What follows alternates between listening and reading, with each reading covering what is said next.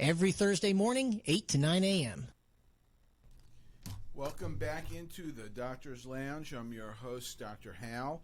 Every week, myself and my co-host, Dr. Mike, soon to be Dr. Scott, will come to you with the most informative information regarding healthcare news and healthcare information that you need so that you can preserve the doctor-patient relationship and you can fight for your healthcare freedom. This show is brought to you by the Docs for Patient Care Foundation, which is the only physician-led healthcare think tank in the country. Go to our website, www.d4pcfoundation.org, and why don't you kick off the new year, 2020, with a gift to the Docs for Patient Care Foundation, which is tax deductible, so you don't have to wait until the end of the year to make that tax deductible donation. We need your help constantly throughout the year. This is going to be a very important year for healthcare, and we need to continue to be able to do the work that we do. So please go to our website, read all the stories that you'll see on there, and make sure that you know what's happening in healthcare. And if you if you agree with the positions that we're advocating for, you need to show your support. So please give a generous donation. No amount is too small. No amount certainly is too big. Hell, I hate to butt in. No, I don't, because people need to know. I think it was fantastic to find out and get information from you all about 2019 and the fact that the public is finding out, the public is doing something about it, and the public is appreciating all the efforts, the time and energy that all of you that are involved with Docs for Patient Care have put in, and the trips that you paid for, and the times you've gone to testify and gone to speak with the president and everything else. And I just want to compliment you. You all, I'm not sure that you all have just done it, and it's just fantastic. And you started from scratch, as they say, and you've itched that place, evidently, but you all have done a fantastic job. Well, David, thank you so much for saying that. You know, we really don't look for any credit, and that's just what we are committed to do, because we feel very strongly about trying to do right by our patients and not only educate them so that they can have a voice for themselves in politics and in the public arena, but also to do whatever we can to try to change policy, influence policy, to make a difference so that we can improve health care for all Americans. And I have to say that we've really had a tremendous impact on this whole process. Many of the executive orders that President Trump has written, has put forth, have been in large part influenced by our ability to get information to him so that he can enact his agenda, which is to help everybody with regard to their health care. And we'll talk a lot about that in today's show. But I want to thank you for saying those incredibly nice things about the Docs for Patient Care Foundation and about the work that all of us in the foundation are doing. And we certainly appreciate this platform on America's Web Radio to be able to inform the public about what is happening in healthcare, because they're not getting this information from the mainstream media. This is there are such incredible achievements that have occurred in healthcare this year under the Trump administration that nobody's hearing about, but you'll hear about them today, because I'm going to give a recap in today's show about what healthcare issues have taken place in 2019. And if we have time at the end of the broadcast, hope to just touch on what we expect to see in 2020. I would love to take a moment and thank our audience for tuning in to America's Web Radio and to the Doctor's Lounge specifically. There are a few changes that will be occurring in 2020. Dr. Mike will be concentrating on podcasts and stepping away from his regular radio show every other week, which he alternates with me, and in his place we'll have Dr. Scott Barber, who has been a real healthcare warrior along with me, take Dr. Mike's place in the Doctor's Lounge. And if you've heard Dr. Scott on our show before, he is an absolute dynamo, and he has the same level of commitment that I and all of our other doctors in the Docs for Patient Care Foundation have shown over the last decade plus.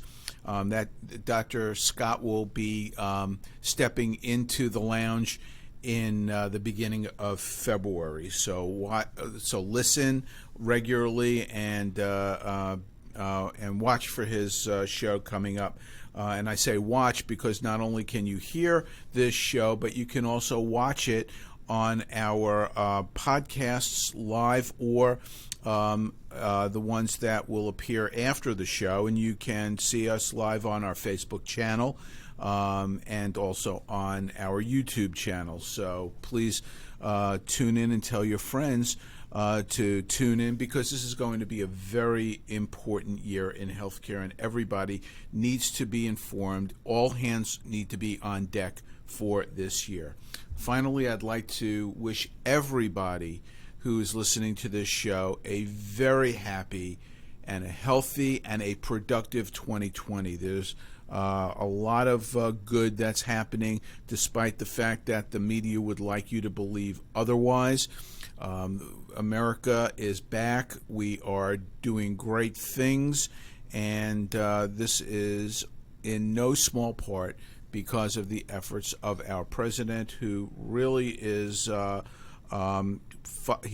following through on the promises that he's made to America, and healthcare is a big part of that promise that he has made to the country. May I interrupt one more time? Go ahead, David.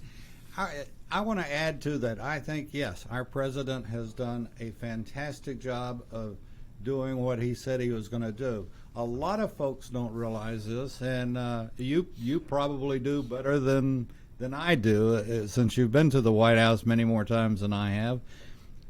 But our president and first lady, behind the scenes, are really a team. She is very, very supportive, and she has done a heck of a job, not only in the White House and bringing it back to a class and elegant our house and with dignity, but she also has worked in the school bullying thing. Have you heard a lot about that on the mainstream media? Nothing. You hear nothing about the accomplishments of our First Lady. And have you heard anything on our mainstream media about her taking on, and she's the one that brought it to the president, about the vaping, and she's now heading up some type of thing on child vaping. Or this is a big issue that the president has taken on.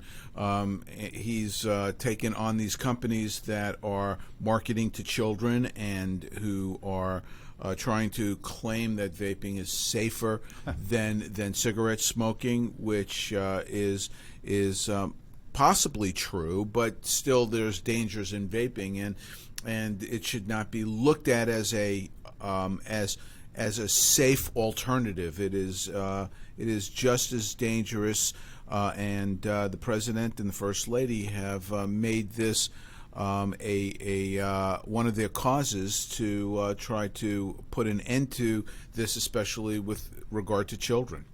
So you're 100% right, David. The media, the mainstream media, not this is media, and you're hearing about the good things that they do through social media and other non mainstream sources, because they are really doing great things. You certainly don't hear about any of the healthcare improvements, the healthcare, the strides that we've made in healthcare. And I'm going to go ahead and go through a list of what has happened in 2019 in no particular chronological order. I think that most of the improvements have actually centered around executive orders that the president has signed. He has signed numerous executive orders with regard to healthcare transparency. He signed an executive order that mandates hospitals and insurers to show what their prices are. He has signed an executive order that has promoted direct primary care. Direct primary care, as the regular listeners to this program know, is one of the key elements of the Docs for Patient Care agenda. It is the solution to healthcare issues regarding coverage. It offers more affordable and better health care for individuals. And what has happened in 2019 through an executive order is that the president has allowed the use of people to use their health savings accounts to pay for direct primary care services. And this is, a tremendous step in promoting personalized health care, which you've heard me talk about on this show as well, and we'll talk about that hopefully in the last segment if we have time. In regard to price transparency, there was the issue with surprise medical billing, which is a big issue.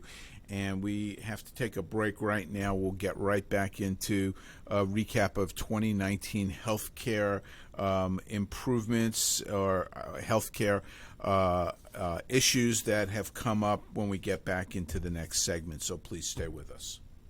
The Docs for Patient Care Foundation is your way to join the fight and become a member of an organization created by doctors for patients, dedicated to fighting for your healthcare freedom and preserving the doctor-patient relationship.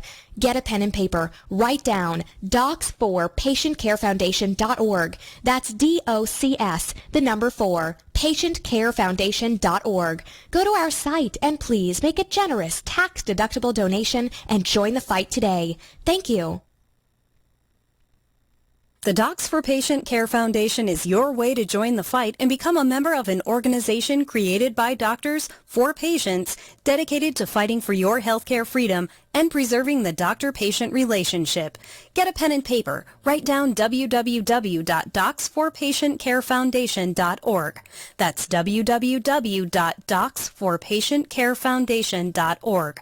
Go to our site and please make a generous tax-deductible donation and join the fight today. Thank you. You're listening to America's Web Radio on the AmericasBroadcastNetwork.com. Thank you for listening.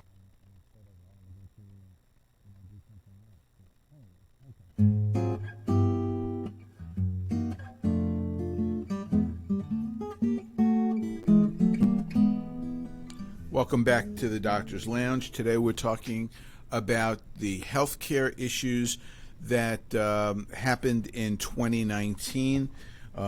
Mostly good, some bad. One that was bad was the surprise medical billing. People have received when they've received health care. Many people have received a bill from a doctor who they thought was part of their insurance, and then they've received a medical bill that often comes from an anesthesiologist or from an emergency room, and it is because many doctors have not been able to participate in insurance plans, either because the rates that the insurers are offering are too low, or they've had their contracts terminated by insurers, and so they are no longer participating in some plans, and yet patients go to hospitals and they find that when they've gotten care for something that they thought was covered, they would get a bill from a doctor who was not part of that, and that's what's referred to as surprise medical billing. And there's been a big effort to try to stop this practice, and it was bipartisan and bicameral, but unfortunately the plan that was put through by Congress really was unfair to doctors, actually, who were giving care, and it favored insurance companies and allowed them the opportunity to drop doctors and to offer no solution to the surprise medical billing. The insurers were looking to be able to lower the reimbursements to doctors through this legislation, and so it really stalled because the Congress failed to address the problem of what to do when insurance companies drop doctors, and not allow the insurance companies to be able to start to ratchet down reimbursement. So this is something that was a bad thing in 2019 that needs to be addressed, and President Trump is committed to putting an end to surprise medical billing, and we will see what happens in 2020. This will be something to look for in this coming year from the Trump administration. Another event that happened in 2019 was a pilot program, again originating from the White House, to import foreign prescription drugs to this country, mostly from Canada. This is to try to curb the runaway prescription drug costs that patients are finding is just eating them alive. And this, like many of the other executive orders, have been stalled in the court system. This is something that many of the improvements in health care we won't see right away because of challenges from special interests in the courts. The special interests that, of course, are challenging this executive order, or this pharmaceutical industry, who views importing drugs from other countries as a threat to their profits. And pharmaceutical companies, as well as insurance companies, have reported record profits in 2019, and there's obviously something very wrong when that occurs. And just in the Wall Street Journal on December 31st, they were looking at performance of sectors in 2019, and even though it ranked in the bottom third of the sectors in this country with regard to performance, healthcare still had a healthy increase in their performance in 2019, increasing 18.3% compared with the tech sector, which had a 47% increase in their S&P performance. But these companies that are healthcare companies that reported an 18% profit are all publicly traded companies in the healthcare sector. These are dollars that are being sucked away from patients and are being diverted to companies that are profiting from healthcare. And so The drug industry is a major part of that healthcare sector, and the Trump administration sought to help patients by allowing them to get their drugs from countries where healthcare is regulated, specifically drug pricing, because the different countries where they have a socialized healthcare system caps how much a pharmaceutical company can charge.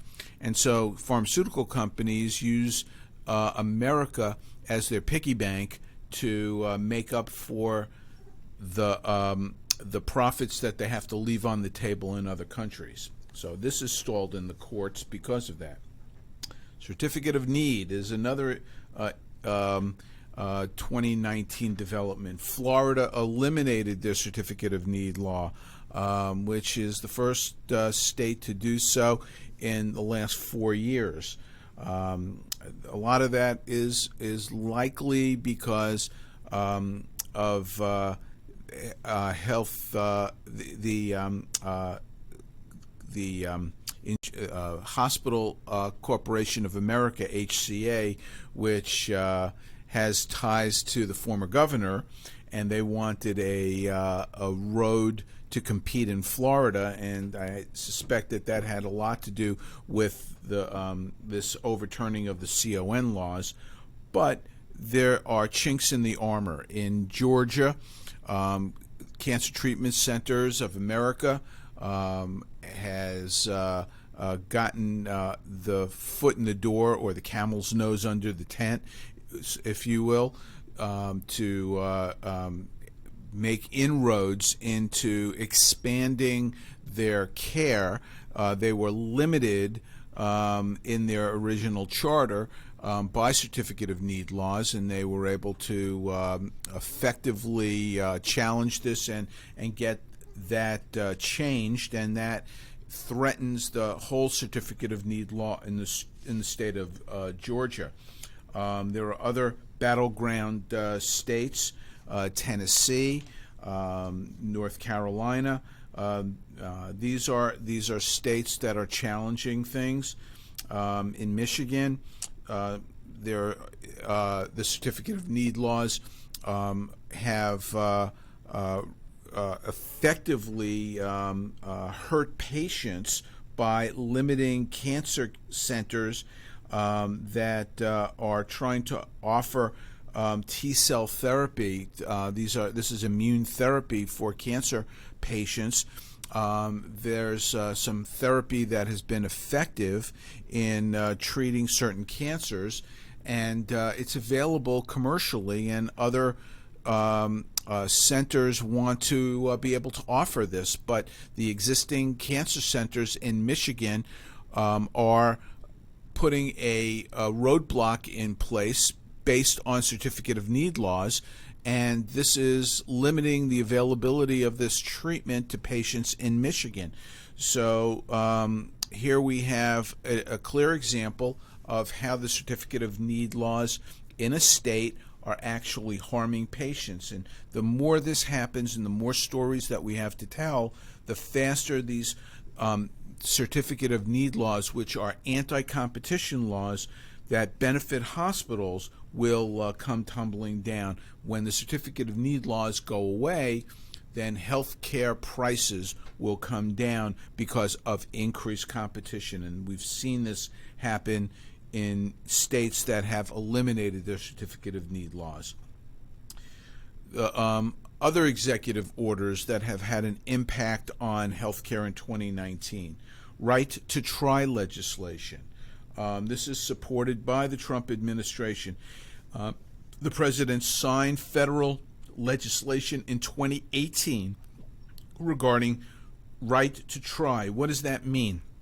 It means that if there is a promising treatment that is available in Europe, in Israel, in Asia, where there has been some improvement in patients' health with serious problems, whether that might be cancer Alzheimer's or some other problem, diabetes.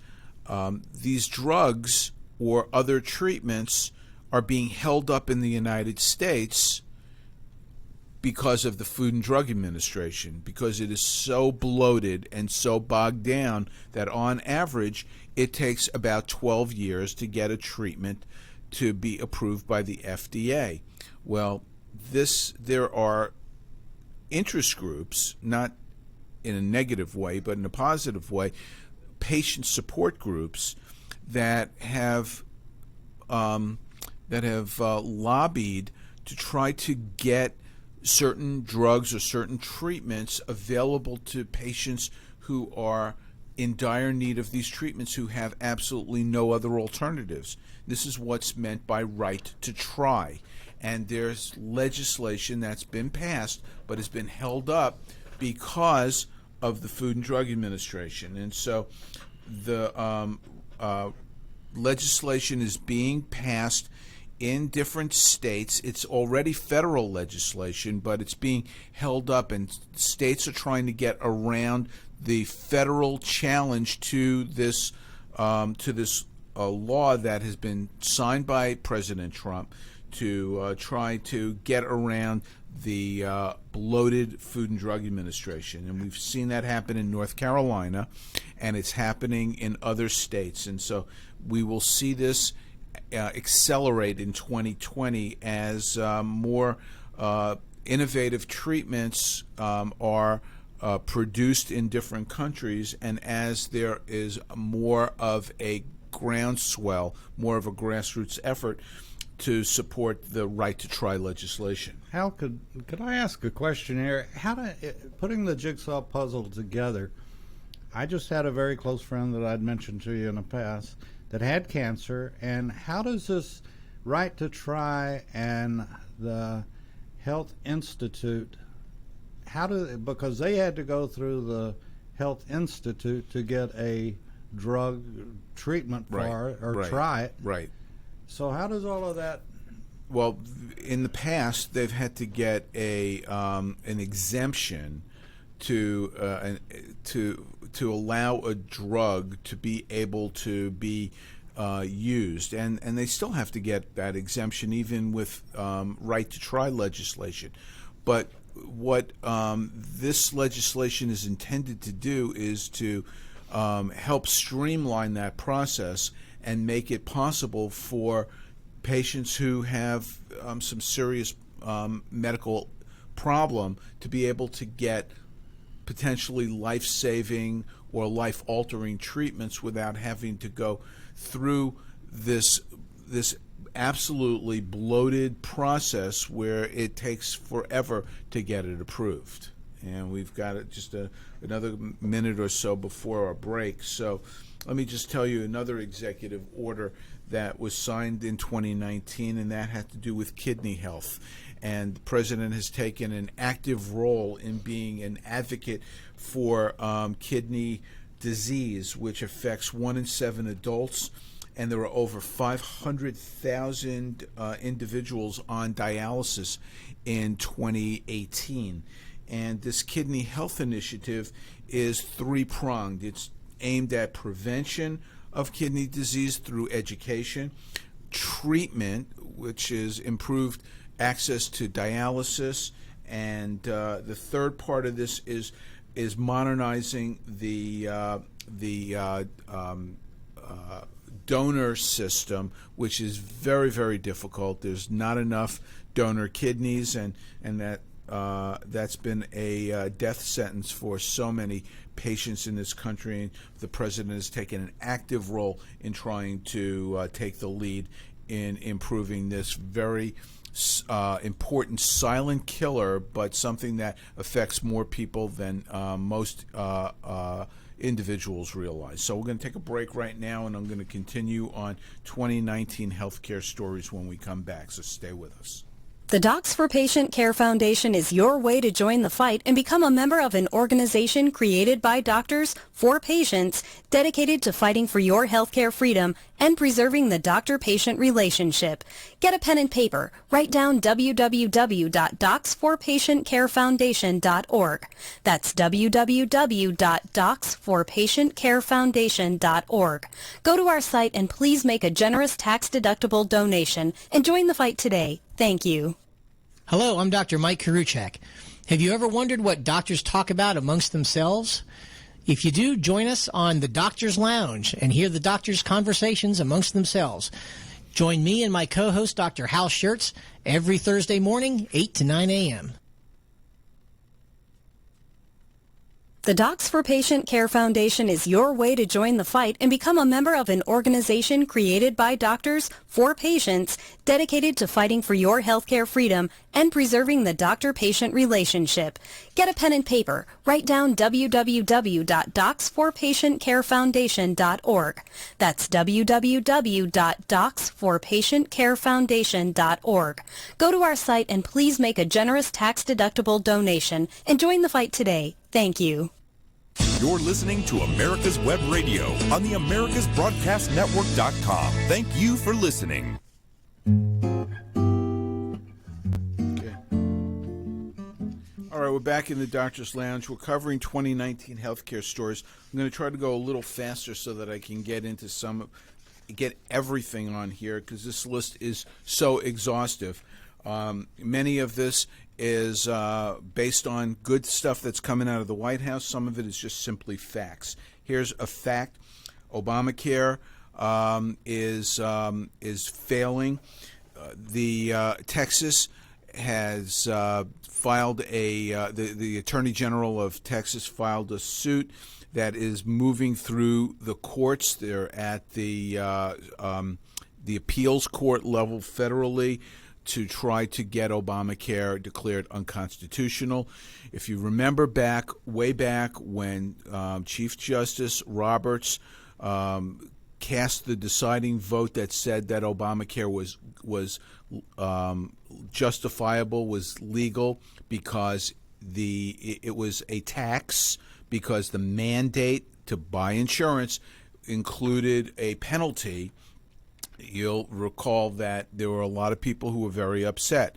Well, what happened is that President Trump got rid of the penalty. And so without a penalty, you can hardly say that this is now a tax. If there's no penalty and no tax, then this whole ability to compel people to buy insurance is unconstitutional, and hence Obamacare is unconstitutional. And 19 other states have joined that lawsuit with Texas, and it is moving through the courts. And we will, hope that that it will get back to the Supreme Court, and this time they will. They don't really have any alternative without it. This argument that they had before to allow it to stand. They will have to strike it down. Let's talk about Obamacare and unsubsidized individuals. Obamacare succeeds because the government is paying for people to be able to receive be able to pay for the premiums on the Obamacare exchanges. Well, people are fleeing those exchanges. Between 2016 and 2018, 2.5 million unsubsidized people dropped out. That's a 40% decline. And over the last 2 years, we don't have 2019 numbers yet, but over the last 2 years, the premiums on the exchange plans have increased. In 2017, they increased by 21%. In 2018, they increased by an additional 26%. So if you are not paying, if you're not getting paid, not getting subsidized by the federal government, you cannot afford to pay the premiums on Obamacare because they promise everything, and the insurance companies are passing those costs along to the individuals. So if the government isn't paying for it, individuals are. So that's a big reason why a lot of people are dropping out of Obamacare. But you want to hear the dirty little secret about why so many people are dropping out of Obamacare? It's because they don't qualify for Obamacare anymore. in order to qualify for premiums, you have to make up to 4 times the poverty level. So the poverty level is about $20,000. So if you make I think it's a little more than 20. So if you are making $96,000 or less, you qualify for some premium assistance. But you know what happened in 2019? The economy got better. People started making more money. They didn't qualify anymore for Obamacare premiums because their take-home pay improved. So you know what the best way to get people off of Obamacare and off of Medicaid? It's to help them make more money. And that's what the Trump administration's economy has done in 2019. The lowest unemployment figures for the black population, the Hispanic population, for women, for every demographic group. And so when people's take-home pay increases, they no longer qualify for Obamacare premiums. That's why people have dropped off. Likewise, for Medicaid. Medicaid rolls have diminished because people are making more money. And so Obamacare,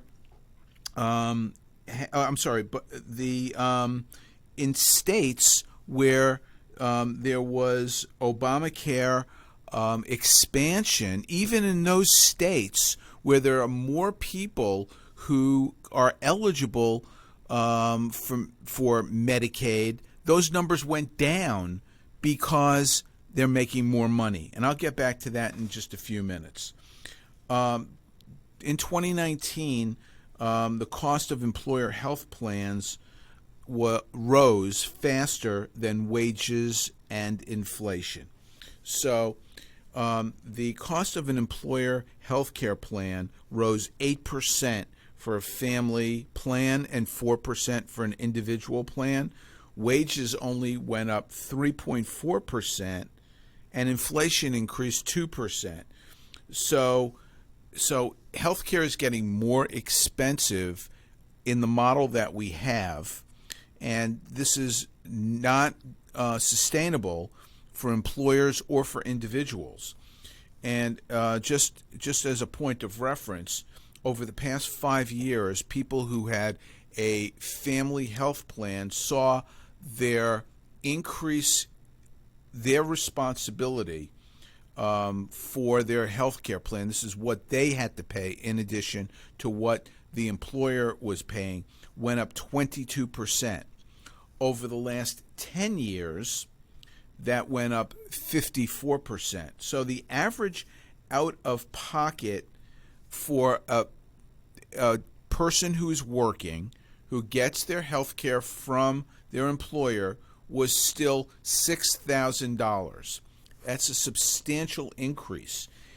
In 2020, we can expect that number to continue to increase, and it's expected to increase about 6%, or an additional $500 in 2020 for the average out-of-pocket employed person. So let's talk about a few other executive orders in 2019 that the president signed that have been impactful for healthcare. He signed an executive order on Medicare, which allows people who are on Medicare Advantage. Those are people who purchase a supplemental Medicare plan through an insurance company.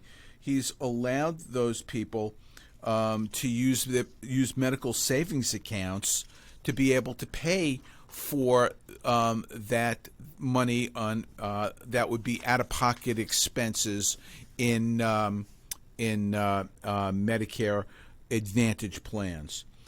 He has signed an executive order that has made it mandatory for hospitals and insurers to disclose prices to the public.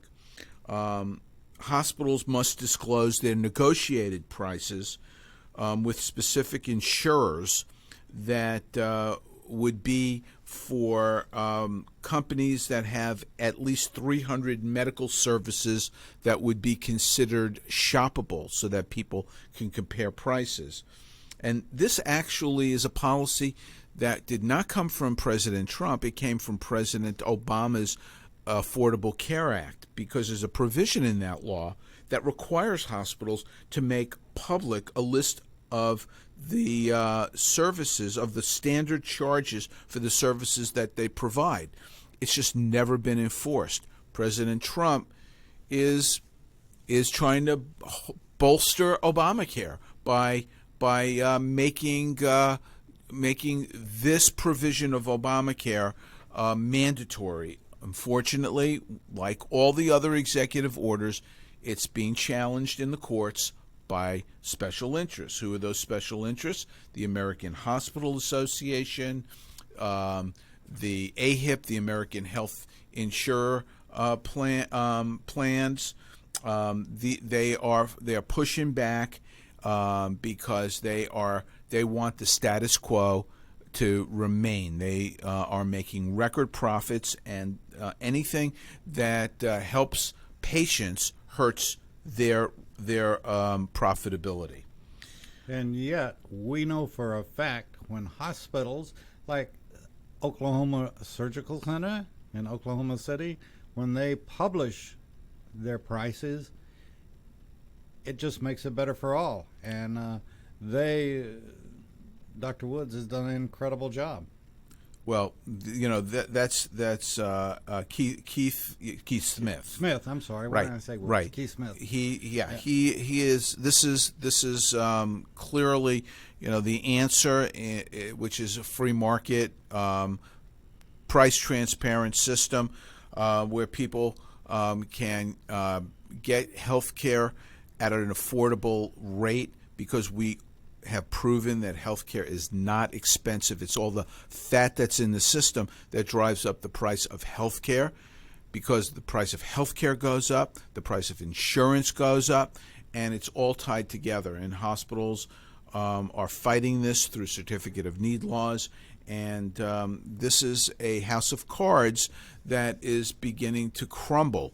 And we should expect in 2020 to see more transparency as these court battles are lost, because the special interests cannot prevail forever when there is a coalition of patients and other special interests, namely the business community, who are footing the bill for all of this and propping up these special interests. Let me tell you a few. People think that President Trump is trying to destroy health care. You hear, or destroy Obamacare. You hear people say, well, Obamacare would succeed if President Trump was not trying to derail it. Well, what people don't realize, because of course it's not getting any press, is that it's recognized that a lot of people are still getting their health care through Obamacare, but they can't afford it if they don't qualify for premium support, like I've said earlier, or they don't have access to a health care plan in their state because the exchanges in some states are so narrow that there are no choices. Some counties in this country have absolutely no providers on the health care exchange. So let me tell you what President Trump has done to help Obamacare. What President Trump has done is he has allowed insurance companies to offer short-term health care plans, which the Obamacare, the Affordable Care Act, made illegal after 30 days. Now, the Trump administration has allowed these plans to people to get these plans for a year, and it's renewable up to 3 years. So people can actually get catastrophic coverage with a health care plan that they can customize, something that they want, something that they need, not what the government is telling them. He's also allowed for association health plans. He's allowed for businesses to allow money to be put away so that people can pay for their premiums on the Obamacare exchange. And he's allowed for waivers that allows states to redirect money to finance care for expensive health conditions, which are, quote, the high-risk pools. And I don't know if we'll have time to talk about 2020 because I still have 2019 issues that I want to talk about, but stay with us and I'll wrap up some of the 2019 healthcare events that have taken place. The Docs for Patient Care Foundation is your way to join the fight and become a member of an organization created by doctors for patients, dedicated to fighting for your healthcare freedom and preserving the doctor-patient relationship. Get a pen and paper. Write down docs4patientcarefoundation.org. That's DOCS, the number 4, patientcarefoundation.org. Go to our site and please make a generous tax-deductible donation and join the fight today. Thank you. Obamacare is failing. We all know that, but you need to know why and what you can do to get us back on the right track. Visit us at ObamacareWatch.org. This is Grace Marie Turner of the Galen Institute. Join us at ObamacareWatch.org. The Docs for Patient Care Foundation is your way to join the fight and become a member of an organization created by doctors for patients, dedicated to fighting for your healthcare freedom and preserving the doctor-patient relationship. Get a pen and paper. Write down docs4patientcarefoundation.org. That's DOCS, the number 4, patientcarefoundation.org. Go to our site and please make a generous tax-deductible donation and join the fight today. Thank you. You're listening to America's Web Radio on the AmericasBroadcastNetwork.com. Thank you for listening. So we're back in the Doctor's Lounge. We're talking about 2019 healthcare developments, and a lot has happened in 2019, much of it through executive orders through the Trump administration. The president is committed to healthcare and has demonstrated that commitment in signing numerous executive orders. In the last segment, I briefly ran through a few that have actually been directed at helping people who were on Obamacare exchanges. Association health plans, short-term insurance policies, health reimbursement accounts that allows businesses to put aside money so that those individuals can use that money any way that they see fit for health care expenses. And one of them is to pay for Obamacare premiums. Finally, the approval of waivers in states to establish high-risk pools. And states that have been permitted to do this actually saw the premiums on the Obamacare exchanges decrease by 8%. So those people who are falsely reporting that President Trump is trying to destroy Obamacare, he's not doing it. It's doing it to itself. And he's trying to create ways to give a soft landing to people who are dependent on it while he strives to significantly alter the healthcare environment through other actions, most of which have been held up in the courts. The Republican Study Committee came up with a framework in 2019 for revamping healthcare, which is based on 3 points. It's based on healthcare insurance portability, President Trump issue, protecting vulnerable populations, which is something that I've just discussed with regard to high-risk pools, and expanding access to innovative care. So what this plan, the big part of what the Republican Study Committee plan proposes is expanding the use of health savings accounts to individuals who do not receive their health care through an employer-based insurance model.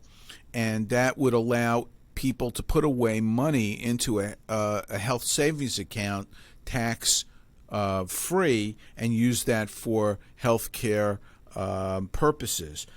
up to $9,000 for an individual and $18,000 for a family.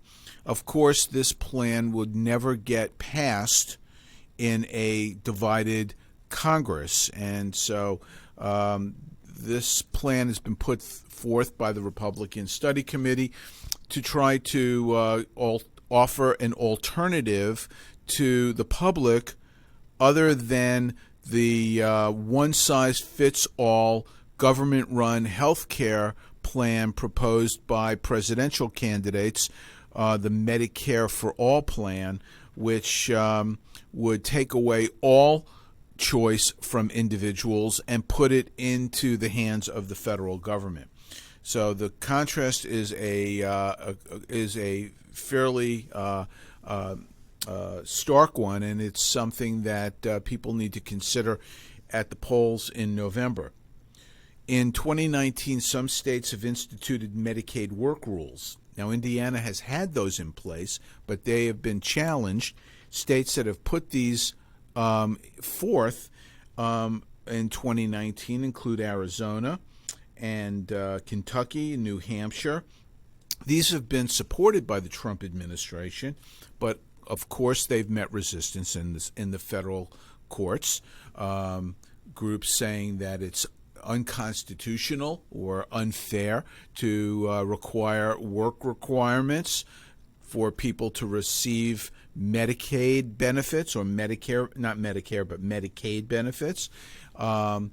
In fact, these states that are implementing these rules are requiring individuals who are able-bodied adults to have to show that they have tried to get work, and in this environment with record employment and record low unemployment, getting a job is not as difficult as it was in the past. And so trying to tie Medicaid to trying to get a job is something that is being seen as an important step in personal responsibility, but yet is being met with resistance at the court level.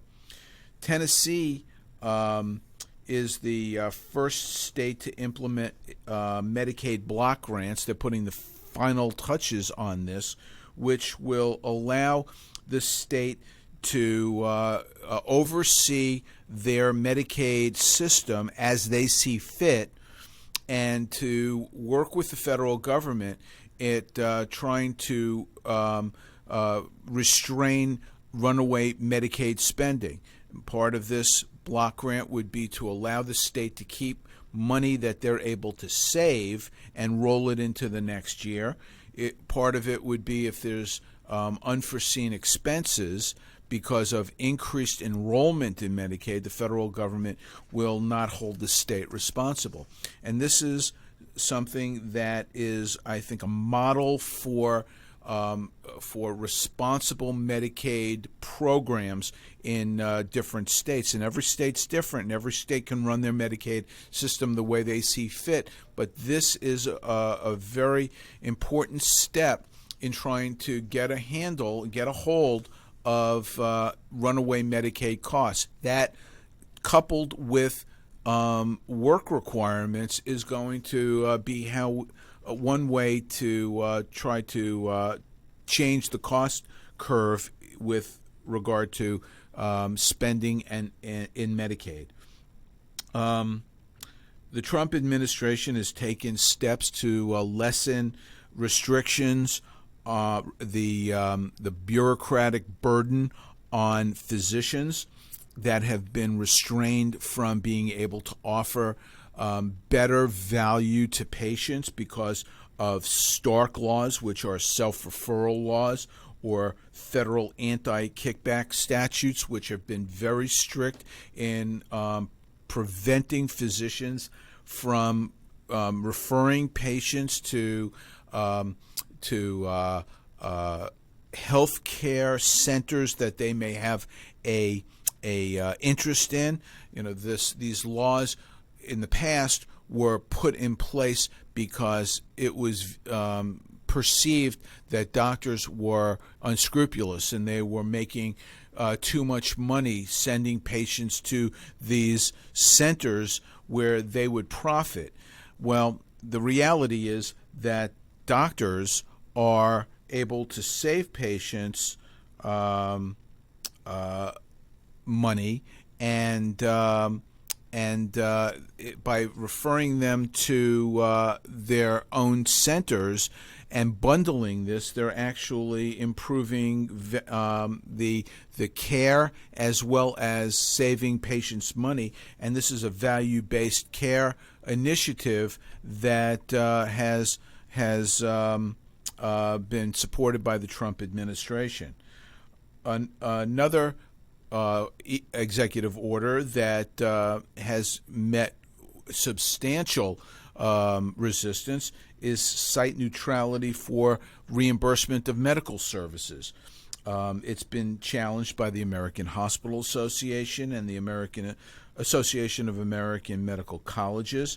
And what this means is that these sites cannot, teaching hospitals, private hospitals, are getting reimbursed more for the same services than a physician would get reimbursed in their own private clinic. So this is one of the reasons why doctor practices are being bought up by hospitals, because they are able to get higher reimbursement for those services if they are being performed in the hospital. And that's completely, it's just a boondoggle that are harming patients in their pocketbook, and they may not even be aware that a physician that they're going to is owned by a hospital, and that these costs that they're paying at that doctor are substantially higher than if they were not owned by the hospital. And so there's been an effort by the Trump administration to try to curb this policy of reimbursing for the same services differently. It's called site neutrality. Unfortunately, it's met with a tremendous amount of resistance. So I didn't get a chance to really go over the 2020 predictions. We'll talk about that the next time on the next show when I come back to you. So I hope that you can see that there was a lot of good that happened in healthcare in 2019, most of it as a result of a president that's been committed to healthcare but receives absolutely no credit from the mainstream media. 2020 should be a much more positive year than 2019 for patients, provided that we take the right steps at the ballot box. So it's been, wish you all a happy New Year once again. Thank you for being with us.